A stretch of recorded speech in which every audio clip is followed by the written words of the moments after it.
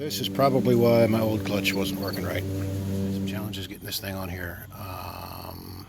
We've worked through them. Some of them I don't understand why it wasn't lining up at first, and then I learned that at least one of the posts, the studs that hold the adjusting ring on here, they were bent, so I couldn't get this on.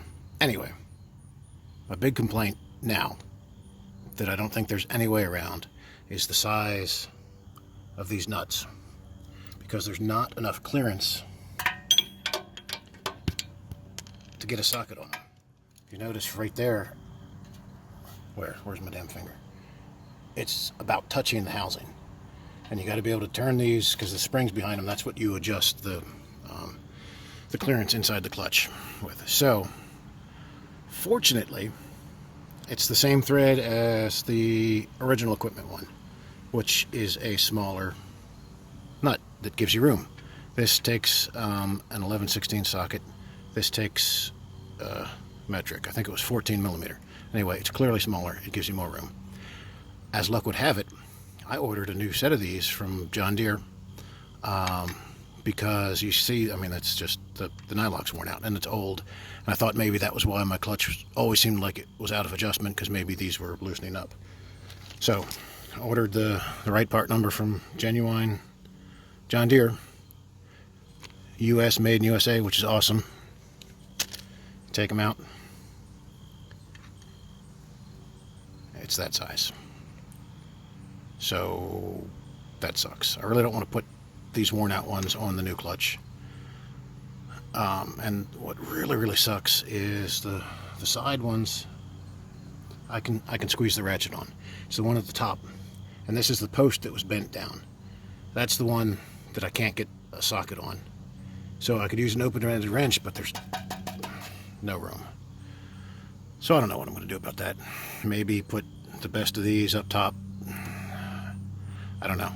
I really don't want to burn up a new clutch because it's not holding adjustment, but I need to be able to tighten it and get it adjusted. Alright, you may remember me lamenting in another video these nuts, the size of them on this PTO clutch. The replacements were bigger and there wasn't room around the housing, so I wanted to find what the original ones were, because these are smaller diameter, right? So I was calling them 14 millimeter because I guess somewhere I saw on the internet that that's what they were, and 14 millimeter fits. 9/16 fits also, it's just a little loose. But here's the thing that's kind of crazy, okay? We've got these old, assuming they're metric something, they thread on there just fine, right? I take a known 3/8 by 16 nut that I have just in a fixture here because I'm too lazy to get a tripod. Look, that threads on just fine until you hit the nylock, obviously, then it gets a little tight. So I thought, oh my gosh, is it that simple? Are these studs just 3/8 by 16? No. You can get just like a quarter of a thread and it binds up. How is it that this nut fits on here but not there, but this nut fits on both of them? That is some kind of weird, lost in translation, imperial to metric. And then also, a 14 millimeter wrench fits on a nut that's, we know, is supposed to be 9/16 on the outside because it's a 3/8. So, I don't get it. I mean, I'll put one of my thread checkers on here, I guess, to try to figure out what pitch that's supposed to be in metric, or maybe I can find out online, and maybe somewhere along the line somebody didn't like the bigger nuts that jammed and ran a tap through these to make them fit. I don't know. I need to look at my other 318, which is at my parents' house, and see what kind of nuts it has. Weird. Dandy thread checker says that post is out of focus. There we go. M10 by 1.5. Maybe the internet could have told me that, but I wouldn't have believed it anyway. And so the John Deere nut fits as expected. It also fits on 3/8, but it's loose. There's a lot of play in those threads. Which then, if the nut, because it goes here, is slightly bigger,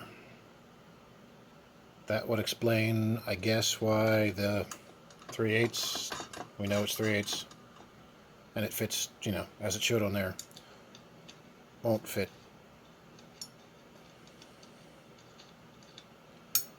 So that means these that I like are indeed M10 by 1.5. They just happen to also fit loosely on 3/8. So I need to find M10 by 1.5 with a smaller 14 millimeter wrench.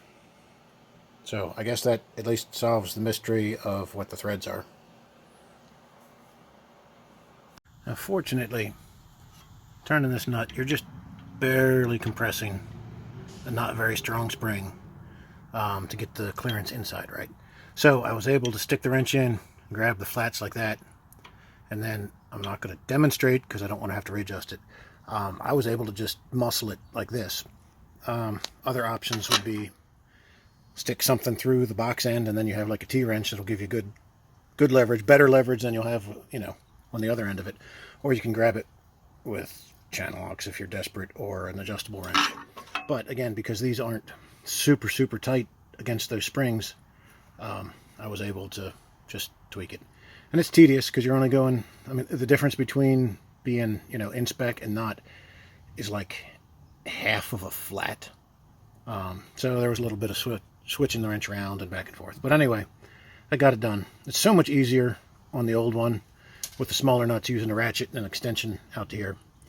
But in any case, we got it done. I've got probably close to 10 hours on this clutch after I burnished it per their instructions, and so far it's working fine. So that's encouraging.